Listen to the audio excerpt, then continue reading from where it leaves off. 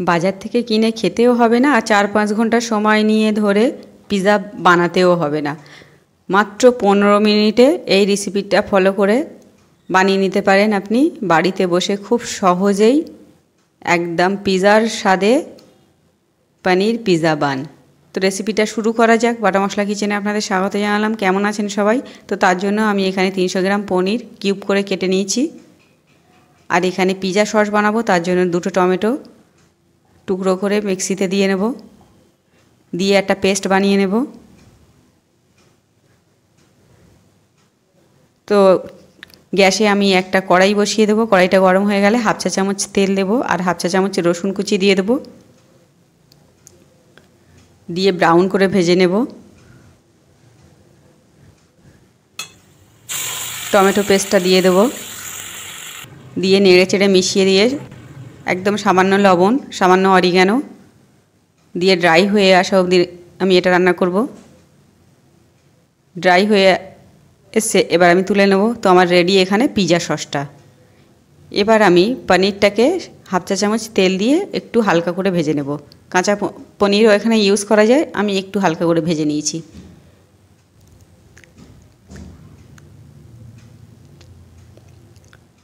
বেশি ভাজার দরকার নেই, আমি একটা বোলের মধ্যে তুলে নেব।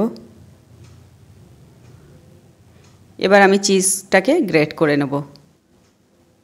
এবার রুটিগুলোকে মাঝখান থেকে কেটে নেব। এখানে যে কোনো রুটি ইউজ করা যায়। আমি বেকারির কাছ থেকে যে পাও মতো যে রুটিগুলো হয় সেই রুটি নিয়েছি আমি। মাঝখান থেকে কেটে নিয়ে এবার পনিরগুলোকে কোট করে নেব। পিৎজা সস, সামান্য লবণ আর একটু মেয়োনিজ, 1 টেবিল চামচ মতো মেয়োনিজ দিয়েছি। আর একটু চিলি ফ্লেক্স দিয়ে একটু ভালো করে মিশিয়ে নেব। এবার রুটির মধ্যে আমি পনিরগুলোকে দিয়ে দেব, সব কটা রুটিতেই দিয়ে লাগিয়ে দেব। এবার ওপর দিয়ে আমি চিজগুলোকে ছড়িয়ে দেব।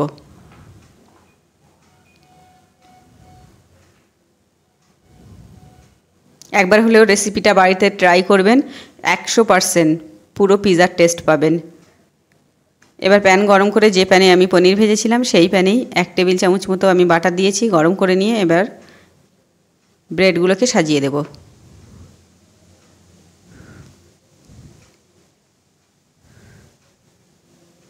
তো ঢাকনা চাপা দিয়ে আমি 15 মিনিট পর্যন্ত আমি এটাকে কুক করব।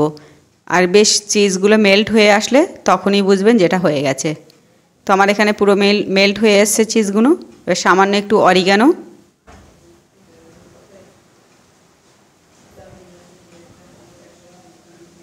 আর চিলি ফ্লেক্স ছড়িয়ে দিয়ে পরিবেশন করব। তো রেসিপিটা কেমন লাগলো লাইক করবেন, কমেন্ট করবেন, শেয়ার করবেন।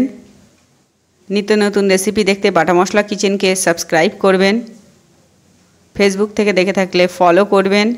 নেক্সট ভিডিও খুব তাড়াতাড়ি পোস্ট করছি। ভালো থাকবেন, সুস্থ থাকবেন। আজকের মতোই এটুকুই।